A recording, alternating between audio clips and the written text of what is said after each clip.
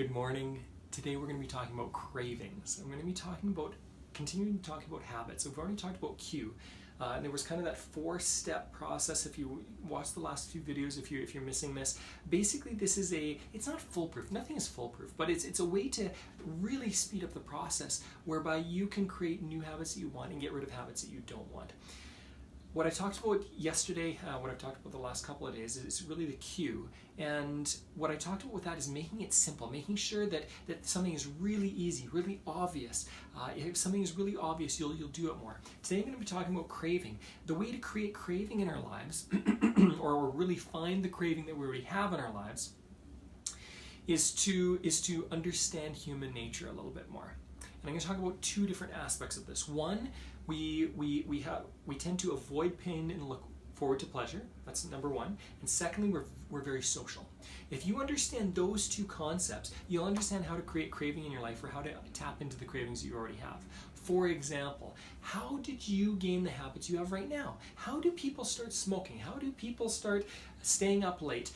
Those are 2 habits that still a lot of people, or how about this? How about drinking until you are inebriated?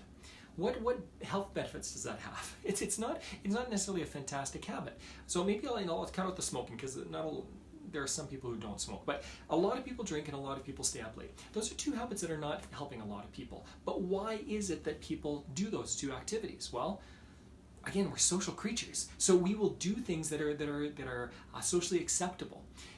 The best way to change a habit is often to find a group of people that do the things you want to do. So if you want to, instead of staying up late and partying, if you want to start exercising more, start spending time with a group of people that exercise more. And when you spend time with those people, you will automatically start craving to be around those people, to do the things that those people do, to be part of the crowd, and you will end up doing this. This is why accountability is so important. I'll leave that for another morning at some point in time, okay? I probably already talked about it a few times because it's so important.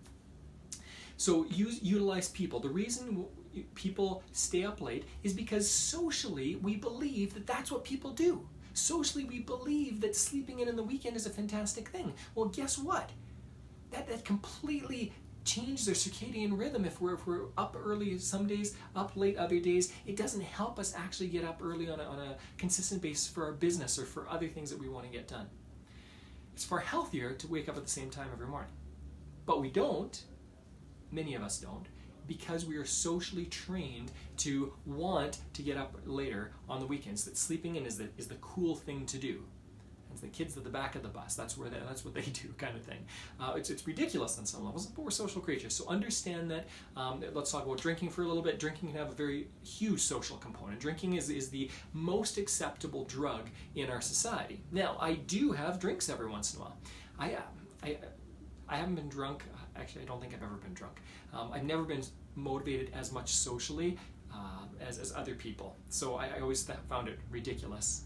I was actually craving the other things. I crave having control rather than being out of control. But for the average person, most people, what they do is they see other people drink. They think it's the cool thing to do. It's the thing to do with friends. I should take away the cool thing. They do it with friends. And then there's this other benefit of drinking. If I feel stressed, it fixes some of the pain for a short period of time. Drinking does not help anxiety long term, but somebody trying to fall asleep, maybe they're struggling with sleep, or they have a lot of stress in their lives, drinking does solve that problem on a short-term basis. If you drink, you will feel sleepy. It'll put you to sleep if you drink enough. It won't keep you asleep because now your body has to metabolize the alcohol content, and you'll probably wake up in the middle of the night. Having said that, you'll fall asleep. Same thing with stress. It decreases the speed of our brain. It slows us down. It's a depressant, right? So that it will help that. So understand that the reason you do the things you do is because there's a craving for something. Usually it's not the craving for the thing itself. Usually there's a sub-craving. Social pressures, wanting to be around people, wanting to do the same thing that other people do, wanting to get rid of pain, wanting to move towards pleasure. Now, how do you do this for your habits? How do you create?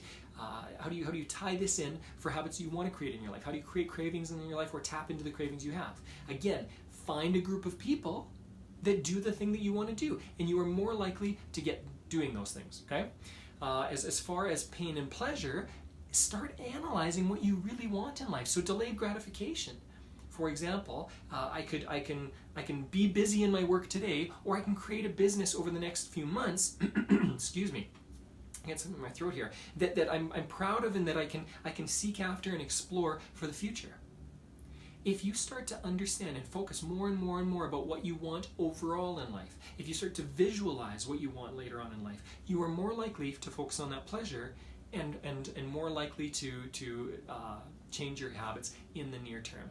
There is so much to say about this. Habits are a big deal, okay? I'm using 6, 7, 8, 9, 10, 12, 14, I don't know how many morning videos I'm going to be doing about habits, but regardless of how many I do, I cannot cover all of it in this short time span. This is where you often need an expert if you're really struggling with habits. So contact somebody. If you know somebody in your life who's an expert at this, psychologists, therapists can be really good at this, coaches can be really good at this. I'm willing to help you out if you want some help.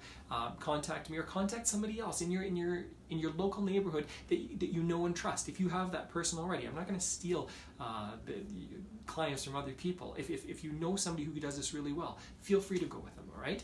If you don't have anyone, feel free to contact me, and I'd be happy to help you out. For what I want you to do today, the action step, because I typically have them. I want you to analyze those habits that you don't want and go, how can I create more pain associated with those habits? With the habits that you do want, you got to ask yourself, how can I create more pleasure? How can I do it with people? How can I make sure that it's something that is enjoyable on some level? And I'm going to give you a really quick example. If you love music, what if you started walking every morning for 25 minutes and you put your headphones in and you listen to music for that time? If you associate music with exercise, and every time you exercise you listen to music that you love, your favorite music, specifically one favorite song. If you have a favorite song, start doing exercise every time you listen to that song. And this is what will happen. You will start associating that song with exercise. You'll start associating the exercise with that song. And now, if you want to exercise, if you want to be motivated, play the song and you will start exercising. You are far more likely to start exercising. This is how it works all the time. I've been actually helping a lot of clients with this, so I could use a lot of examples. This video is already getting too long, and I want to keep these on the shorter side. So try this out. Try to associate certain things. This is called anchoring. I've mentioned this before, but anchoring something that you already enjoy with something that you want to do, and you will start doing it a lot more, okay? This does not happen over the course of 1 or 2 days, typically, although you can increase it fairly quickly over the course of a couple of days. People that listen to neurolinguistic programming and stuff, you know, that typically will help in the short term, but really anchoring something takes longer than that, typically in the human mind. Enjoy the process.